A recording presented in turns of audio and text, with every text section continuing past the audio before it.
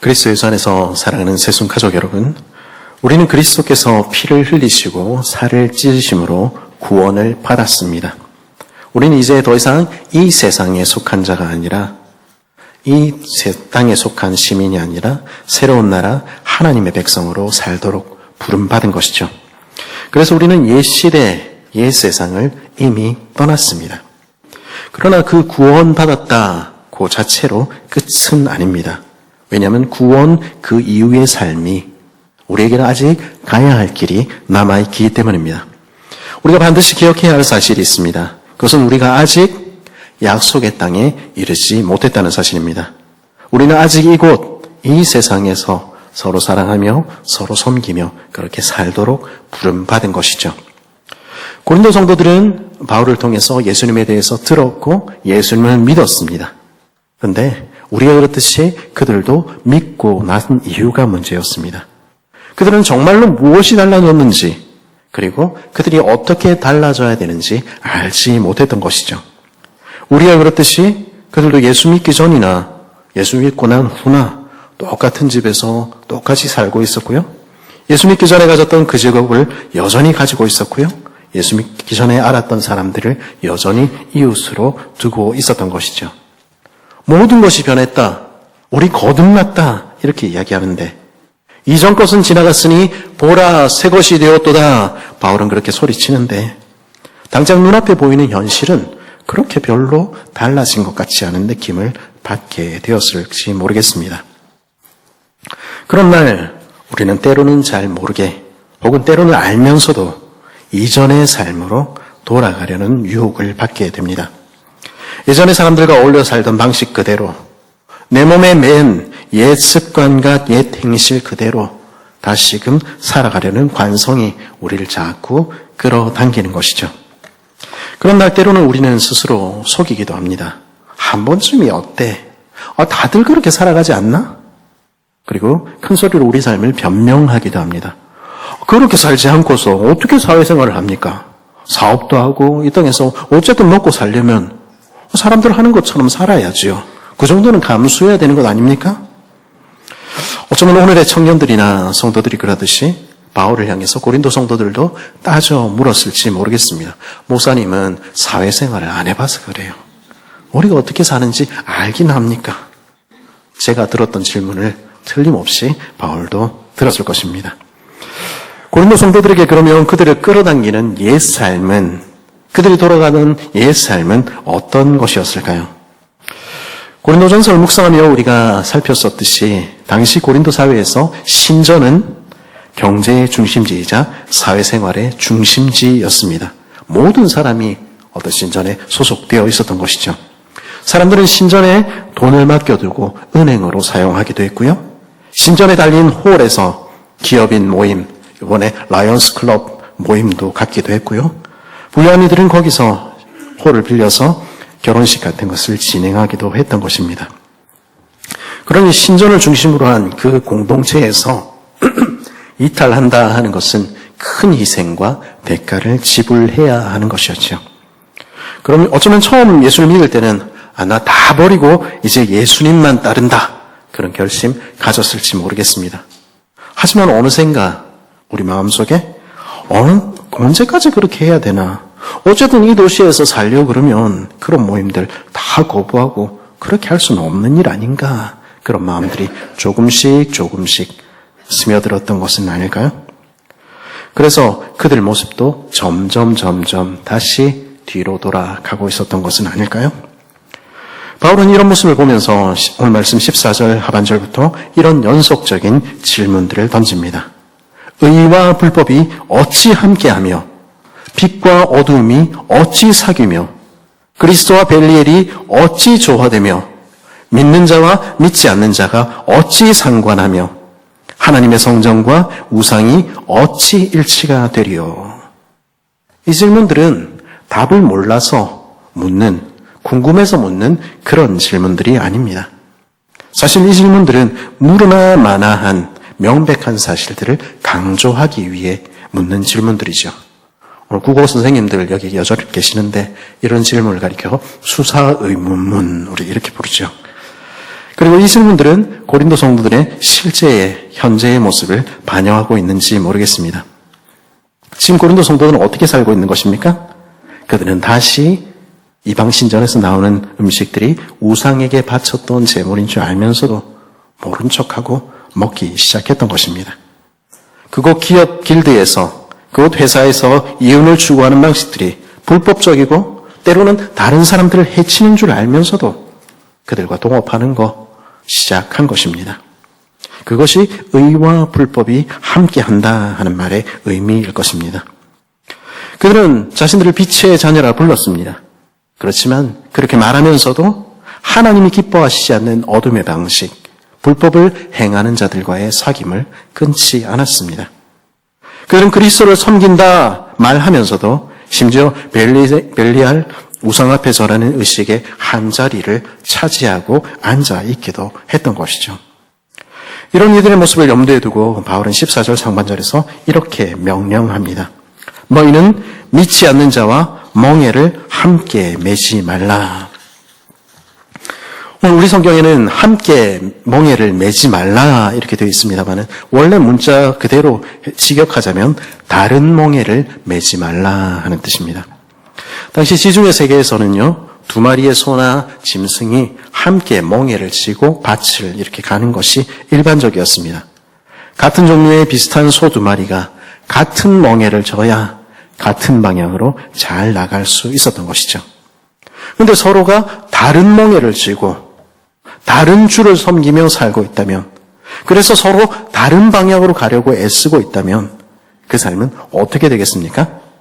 앞으로 나아갈 수 없고 제자리에서 그저 헛힘만 쓰게 되는 것이죠. 바울은 지금 이런 묘사를 통해서 그리스도의 멍에를 진 우리가, 그리스도를 주로 모시는 우리가 하나님을 알지 못하는 이들과 정말로 짝지어 사는 것이 가능한가? 그렇게 묻고 있는 것입니다.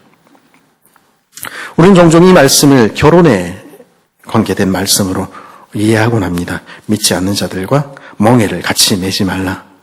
하지만 이 말씀은 우리의 경제적인 삶에서, 우리의 사회적인 관계에서 우리가 누구와 짝지어 살고 있는가, 누구의 방식대로 삶을 살아가고 있는가 우리에게 묻고 있는 것입니다. 그리고 거기에 결혼 역시 포함되는 것이죠. 혹시라도 이 말씀이 오해되어 상처가 되거나 걸림이 되지 않기를 저는 간절히 바랍니다. 성경은 우리에게 이 세상 밖에서 살라고 말씀하지 않으며, 저는 지금 여러분들을 향해서 이미 결혼한 짝믿음 가정의 여러분들을 향해서 여러분이 잘못했다, 애초부터 그렇지 말았어야지, 그렇게 비난하거나 상처를 후벼파고 싶은 마음은 전혀 없습니다.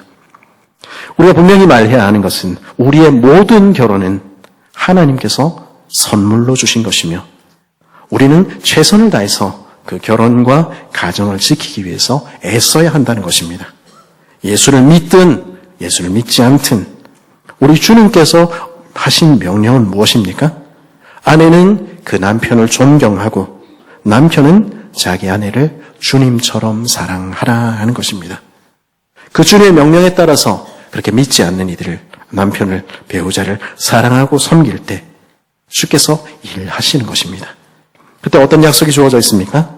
고린도전서 7장 14절과 16절은 분명히 우리에게 말을 하는 것입니다. 믿지 아니하는 남편이 아내로 말미암아 거룩하게 되고 믿지 아니하는 아내가 남편으로 말미암아 거룩하게 되다니, 그렇지 아니하면 너희 자녀도 깨끗하지 못하니라. 그러나 이제 거룩하니라. 아내 된 자여 내가 남편을 구원할지 어찌 알 수 있으며 남편 된 자여 내가 내 아내를 구원할지 어찌 알 수 있으리요. 바울은 그러므로 하나님을 섬기듯 나의 배우자를 섬기고 사랑하라 말씀하는 것입니다. 그럼으로써 서로의 영혼을 구하기 위해서 애써야 한다고 가르치는 것입니다. 그때 주께서 일하실 것입니다. 우리의 기도는, 성도의 기도는, 성도가 주 앞에서 하는 일들은 결코 헛되이 돌아가지 않기 때문입니다. 그러나 동시에 아직 결혼하지 않은 이들, 여러분들을 향해서 여러분 자신이 무엇을 기준으로 결혼을 생각하고 있는지 다시 점검해 보아야 한다, 이렇게 말씀드리고 싶습니다. 여러분들에게는 무엇이 가장 중요한 결혼의 조건입니까? 오늘 우리 젊은이들은 배우자의 어떤 면을 보면서 결혼을 생각합니까? 누가 뭐래도 예쁘면 다다. 뭐 그렇습니까? 아니면 재력이나 그럴듯한 직장이 제일 중요한 조건입니까? 내 눈에만 이뻐 보이면, 내 눈에 조건이 좋아 보이면, 내가 사랑하기만 하면 믿든 믿지 않든 그건 별로 관계가 없다. 그렇게 이야기하는 목소리들을 때로는 듣게 됩니다. 그 이야기는 사실일 수도 있습니다만은 무엇을 의미합니까? 가장 소중한, 내게 가장 소중한 주님에 대해서 함께 이야기를 나눌 수 없고 주님과 함께한 그 삶을 함께 걸어갈 수 없는데도 그 사람을 선택한다 하는 것은 무엇을 의미합니까? 그것은 어쩌면 주님을 가장 사랑한다는 우리의 입술의 고백과는 달리 우리에게 가장 소중한 분이 주님이 아닐 수도 있다는 사실을 의미하는 것입니다. 우리 청년들에게 간곡히 권면합니다. 이 세상의 외모와 부와 권력과 성공과 번영보다 정말로 우리에게 가장 귀한 주님을 함께 소유한 이들을 찾기를 바랍니다.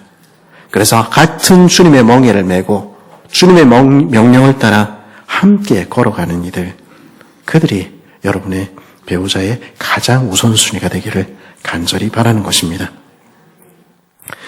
믿지 않는 자들과 짝하지 말라 하는 이 바울의 명령의 1차적인 타겟은 아마도 가난한 성도들, 연약한 성도들이기보다는 교회 안에 있는 고린도에서 유력한 이들, 힘 있는 이들이었을 것입니다. 지금도 그렇지만 당시의 고린도 교회의 유력자들은 집안의 이익을 위해서 좋은 집안에 믿지 않는 배우자와 결혼하기를 주저하지 않았을 것입니다.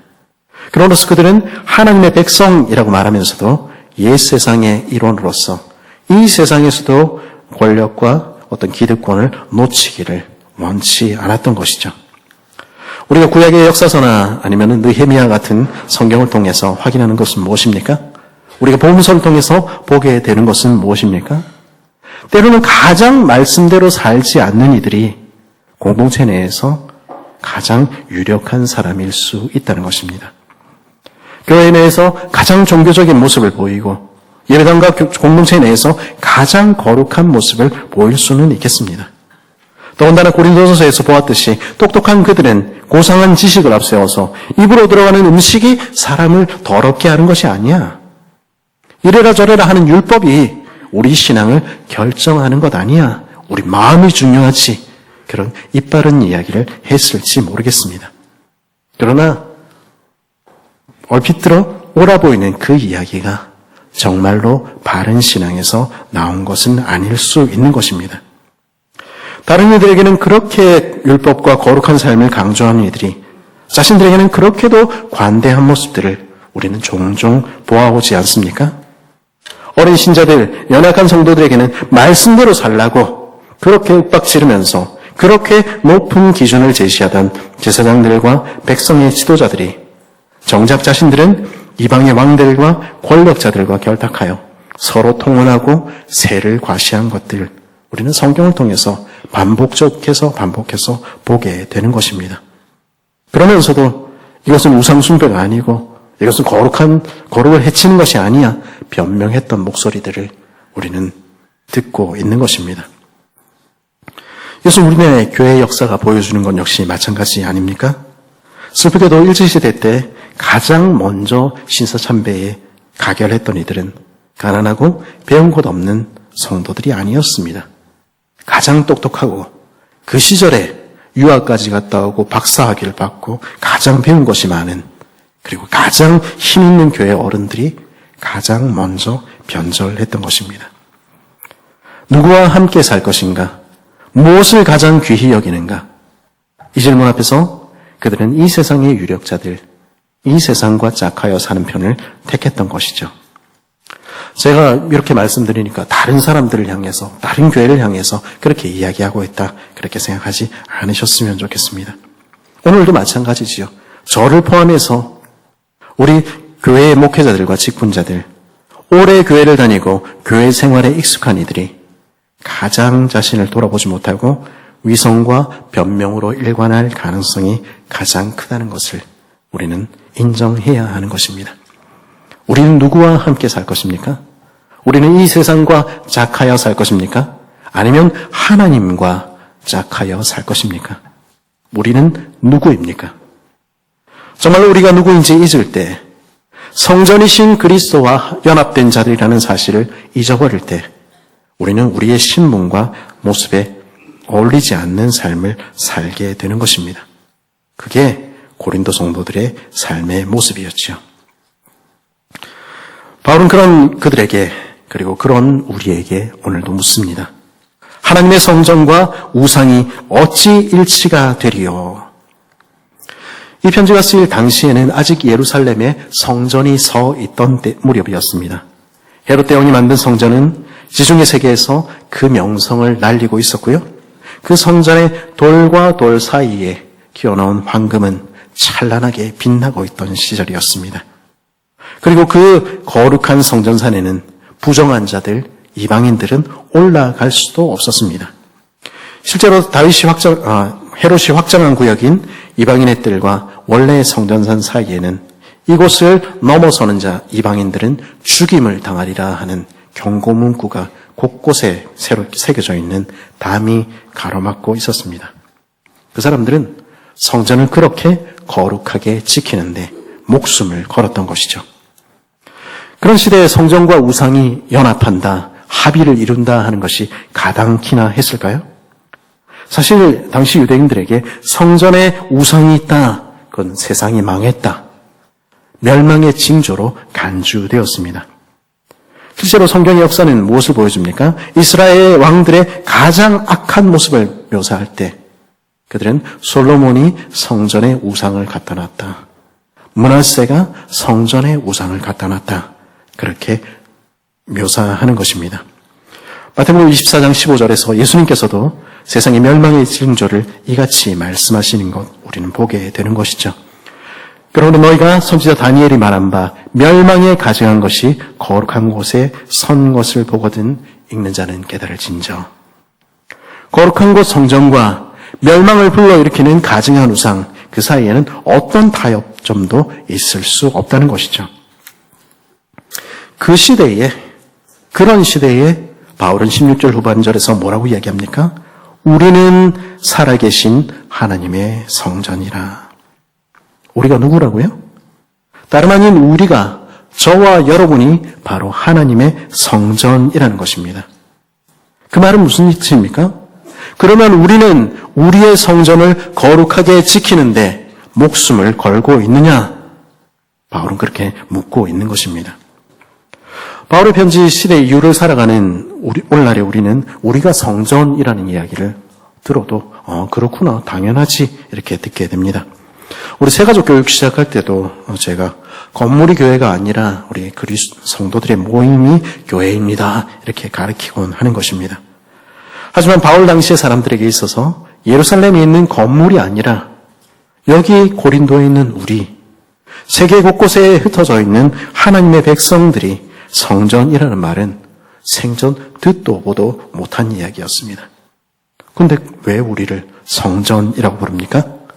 우리는 어떻게 성전이 되어가는 것일까요? 16절은 이렇게 말씀합니다. 16절 하반절, 우리 화면에 나와 있는 부분 같이 한번 읽어볼까요? 시작!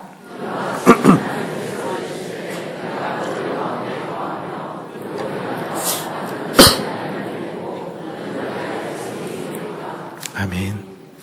우리는 어떻게 성전이 됩니까? 그 이유는 단 하나, 하나님께서 우리 가운데 거하시기 때문입니다. 우리가 교회라 불리는 이유는 하나님께서 지금 우리 가운데 임재하고 계시기 때문입니다. 그리고 그 하나님께서 우리의 매일의 삶에 함께 걸어가실 때 우리 삶은, 우리의 집이든 그것이 우리의 직장이든 우리의 삶 전체는 하나님께 드려진 거룩한 성전이 되는 것입니다.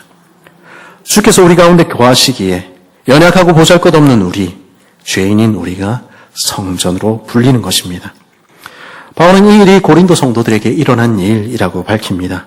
예수 그리스도께서 죄인인 우리를 가운데 찾아오셔서 우리 가운데 장막을 치고 사시며 우리와 함께 하시는 임마누엘의 하나님이 되셨다는 것입니다. 그리고 참된 성전이신 예수님께서 오늘도 우리와 함께 계시기에 그분께 연결된 우리 역시 성전으로 살아가는 것이죠. 이 부분에서 바울은 출애굽의 이야기를 가져와서 이 이야기가 바로 우리들의 이야기라고 들려줍니다. 출애굽 당시의 모습을 생각해 보십시오. 출애굽 당시에 하나님께서는 그 백성의 진영들 한가운데 천막을 치시고 그들 가운데 거하셨지요. 그리고 낮에는 구름 기둥으로 밤에는 불 기둥으로 그들의 광야 여정 내내 함께 걸으셨지요. 그들 가운데 치셨던 그 장막, 그것을 우리는 성막이라 부르고 하나님께서 우리 가운데 계신 그것을 가리켜 우리는 성전이라 부르는 것입니다. 뿐만 아니라 하나님께서는 그들과 함께 하시는 그들의 하나님이 되셨고 그들은 하나님의 백성이 되었던 것입니다. 그리고 이스라엘 그 아무것도 아닌 공동체는 하나님의 백성이 되어 약속의 땅을 향해 걸어갔던 것이죠. 그것은 오늘 우리 역시 마찬가지입니다. 예수 그리스도께서 우리를 위해 이 땅에 우리 가운데 오셨고 우리를 위해 6월절 어린 양으로 죽으심으로 우리를 옛 세상에서 장차 망할 성에서 건져내셨습니다. 그래서 우리는 새로운 나라를 향해 가는 여정을 걸어가는 새 백성이 된 것입니다. 이제 우리는 하나님을 가리켜 이스라엘의 하나님을 가리켜 우리 하나님이라고 부르며 우리는 하나님의 백성이라 고백합니다. 하나님과 상관없던 우리가 하나님을 나의 하나님 그리고 나는 주님의 백성이라 고백하는 것이죠. 어떻게 그럴 수가 있습니까? 왜냐하면 성령 하나님께서 오늘도 우리 안에 좌정하시며 우리들의 인생 여정 내내 인도하시기 때문입니다. 그런데요, 하나님과 백성, 하나님을 나의 하나님이라 부르는 것만 해도 놀라운 일인데 오늘 본문이 들려주는 우리와 하나님과의 관계는 그 하나님과 백성의 관계, 왕과 백성의 관계를 훌쩍 뛰어넘습니다. 오늘 말씀 17절 하반절부터 18절은 이렇게 말씀합니다. 그러면 내가 너희를 영접하여 너희에게 아버지가 되고 너희는 내게 자녀가 되리라. 전능하신 주의 말씀이라 하셨느니라. 뭐라고요? 하나님이 우리 아버지가 되시고 우리는 하나님의 자녀. 여기서는 정말 문자 그대로 아들과 딸이 되리라 이렇게 적고 있다는 것입니다. 사실 오늘 본문 18절은요. 다윗에게 주어진 다윗 언약이라고 하는 것의 일부입니다. 사무엘하 7장 13절 14절에서 하나님께서는 다윗의 후손 예수 그리스도에 관해서 이렇게 말씀하셨습니다. 그는 내 이름을 위하여 집을 건축할 것이요 나는 그의 나라 왕위를 영원히 견고하게 하리라. 나는 그에게 아버지가 되고 그는 내게 아들이 되리니. 이 본문은 원래 예수님에 대한 이야기였다는 것이죠. 예수님이 참된 성전을 지으실 것이요 예수님이 하나님의 아들로 인정되실 것을 말씀하는 본문이 바로 이 본문이라는 것입니다. 그런데 오늘 바울은 그것을 어떻게 인용하고 있습니까? 놀랍게도 왕이신 예수님께 주어진 이 약속이 바로 우리에게 주어진 약속이라고 하나님 백성 모두에게 적용하고 있는 것입니다.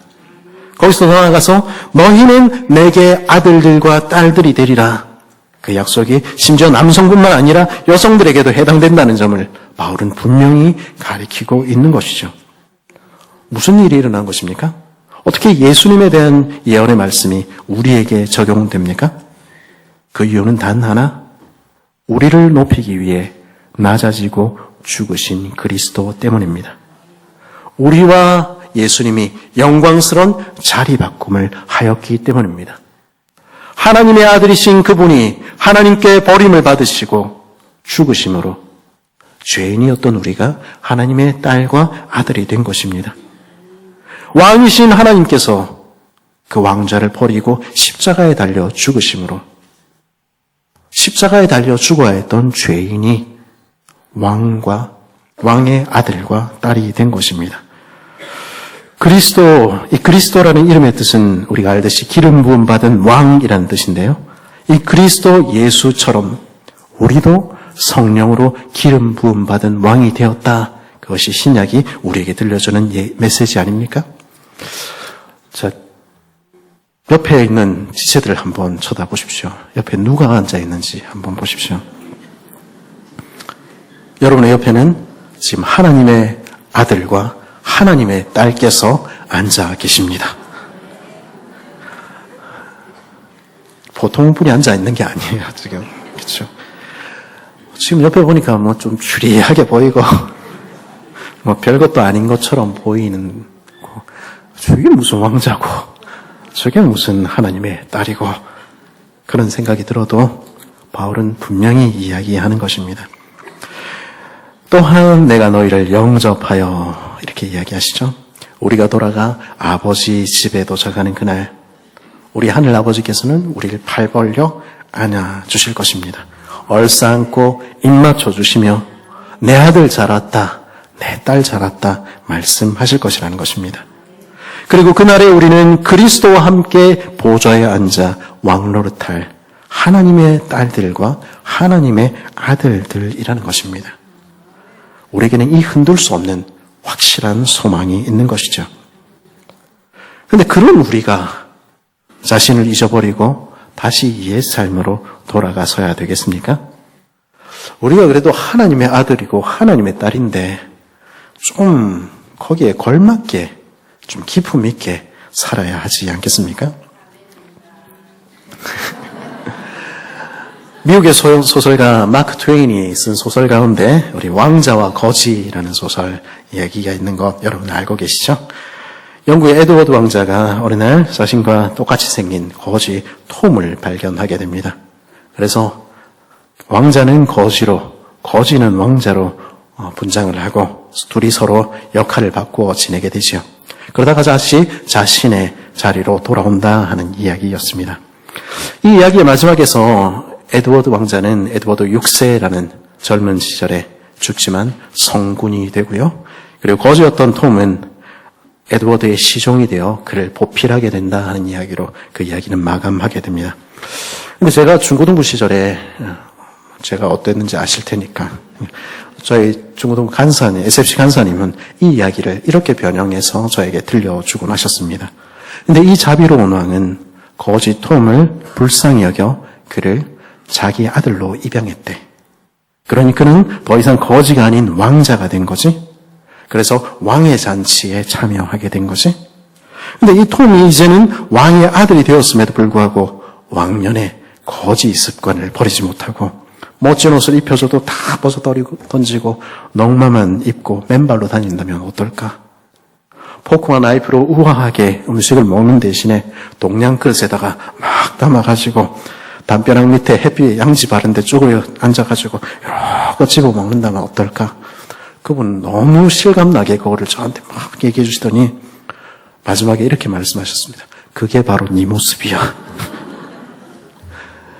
우리가 하나님의 아들과 딸이 되었다는 사실, 이제는 다른 삶을 살아야 한다는 사실을 잊어버릴 때 우리는 마치 광야의 이스라엘이 그랬던 것처럼 옛 습관을 쫓아 옛 세상에 속한 거지 같은 삶을 살게 되는 것입니다. 인생의 부모들은 때로는 그 모습을 보고도 어떻게 할 수 없어서 그냥 놔두기도 하지요. 하지만 우리들의 좋으신 하늘 아버지는 우리가 그렇게 되기를 결코 원하시지 않으시는 것입니다. 그래서 어떻게 하십니까? 우리가 사실 읽은 사무엘하 7장 14절의 다윗의 언약의 뒷부분은 이렇습니다. 그가 만일 죄를 범하면 내가 사람의 매와 인생의 채찍으로 징계하려니와. 하나님께서는 사람의 매와 인생의 채찍으로 징계하셔서라도 우리를 다시 하나님의 자녀에 걸맞는 모습으로 바꾸어 놓으시겠다 하시는 것입니다. 이렇게 이야기하면 혹시라도 외형적인 자기 체면 때문에 자녀를 엄하게 운육하는 부모를 떠올릴지 모르겠습니다만은 하나님은 그런 분이 아니시죠? 하나님은 그렇게 엄하게 그렇게 자기 체면을 위해서 자녀를 때리는 그런 부모가 아닌 것입니다. 하나님의 딸들과 하나님의 아들들이면 마땅히 그 아버지를 닮는 것은 너무 당연한 일인 것입니다. 그 성품과 삶에서 그 아버지를 드러내는 것, 자신이 왕자이고 공주인 것을 드러내는 것은 너무 마땅한 일이라는 것입니다. 우리 아버지께서는 그것 기대하시는 것입니다. 그래서 사랑으로 징계하시는 것이죠. 그리고 우리가 살핀 사무엘하 7장 13절에서 하나님께서는 뭐라고 말씀하셨습니까? 그는 내 이름을 위하여 집을 건축할 것이요. 우리 주님께서 참된 성전 되어 가시고 참된 성전을 만드셨지요. 그런데 이 부분을 가지고 와서 바울은 우리 역시 주님을 위한 집, 성전을 지어가는 자들이라고 부르는 것입니다. 주께서 성전을 지으셨듯이 우리 역시 하나님의 집, 하나님의 성전을 지어가는 사람들인 것입니다. 그러면 우리가 성전을 지어야 할 곳은 어디일까요? 좋은 땅, 땅값 비싼 곳, 그런 곳일까요? 그것은 어떤 장소가 아닌 바로 우리들의 삶입니다. 바로 우리들의 삶에서 성전으로 살아가라. 주님은 그렇게 말씀하시는 것입니다. 그러면 어떻게 우리가 성전으로 살 수 있습니까? 바울은 17절에서 이렇게 권면합니다. 그러나 너희는 그들 중에서 나와서 따로 있고 우리를 향해서 우리가 이미 떠나온 옛 세상의 질서를 따라 사는 자들로부터 자신을 분리하라 말씀하시는 것입니다. 나의 이익을 위해서 이 땅에서 얻을 조그만 것들을 위해서 하나님을 알지 않는 하나님을 미워하는 자들과 멍해를 같이 하고 그렇게 살아가는 일을 이제는 멈추라는 것입니다. 여전히 17절 하반절은 어떻게 살라고 요청합니까? 부정한 것을 만지지 말라. 구약의 율법이 가리키듯 부정한 것, 더러운 것은 만지지도 말라 말씀하시는 것입니다. 이것은 바리새인들이 가르치듯 외형적인 것을 지키라 그 이야기하는 것입니까? 아니요. 이것은 육체와 영혼, 우리 삶 어디에도 우상의 자리는 있을 수 없다는 것을 의미하는 것입니다. 우리가 만일 옛 모습대로 살아간다면 그것은 과거에 성전의 우상을 가져다 두었던 이들처럼 심판을 자초하는 일이 될 것이라는 것입니다. 이제 우리는 더 이상 그렇게 살 수 없는 것입니다. 왜냐하면 우리는 이미 하나님의 거룩한 성전이기 때문입니다. 그렇다면 이 말은 무슨 말입니까? 예배당 안에서만 아니라 교회 안에서만 아니라 내 삶의 영역 전체를 하나님 예배하시는 거룩한 곳으로 만들어야 한다 하는 의미입니다. 우리 가정에서 우리는 성전으로 살고 있습니까? 우리 시장에서 우리가 만나는 이들에게 우리는 성전을 지어가는 사람들로 보이고 있을까요? 악은 그 모양이라도 버리고 이제는 거룩한 백성답게 하나님을 기쁘시게 하며 살아야 하는 것이죠. 7장 1절에서 바울은 오늘 말씀을 이렇게 결론 짓습니다. 우리 같이 한번 읽어볼까요? 시작.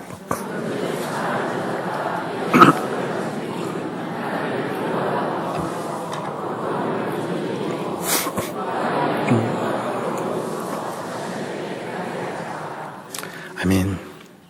바울은 자신이 사랑하는 이들, 함께 성도로 부름받은 이들을 향해서 그리고 여기 있는 저와 여러분을 향해서 간곡하게 권면하는 것입니다. 너는 우리가 누구인지 기억하고 있니? 그래서 거기 합당하게 살고 있니? 우리는 성전 아니니? 우리는 하나님의 백성 아니니? 우리는 한날 우리를 팔 벌려 기다리시는 아버지 품에 안길 하나님의 딸들과 하나님의 아들들 아니니?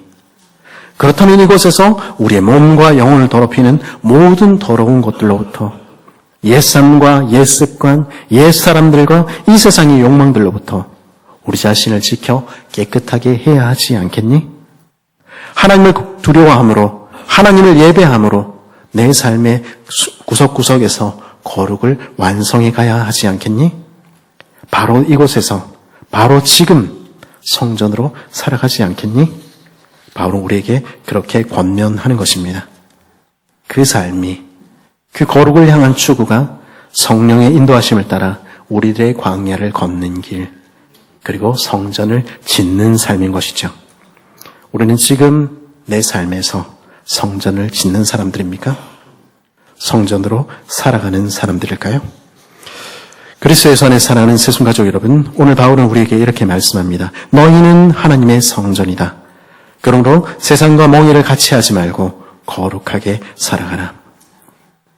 오늘 내가 서 있는 내 삶의 자리에서 하나님을 내 삶의 중심에 모시며 하나님과 함께 모든 순간을 걸어갈 때 지금 이곳에서 옛삶을 버리고 옛습관을 버리고 하나님의 백성답게 살아갈 때 우리는 성전을 짓는 사람들, 아니 주와 함께 천국을 향해 걸어가는 이동식 성전이 될 것입니다.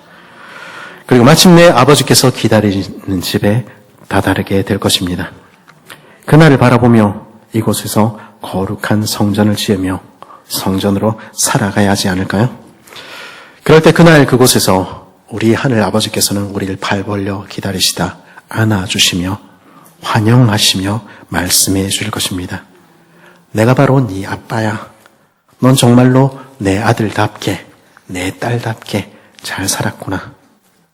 땅에서 성전을 지으며 그렇게 살아갔구나.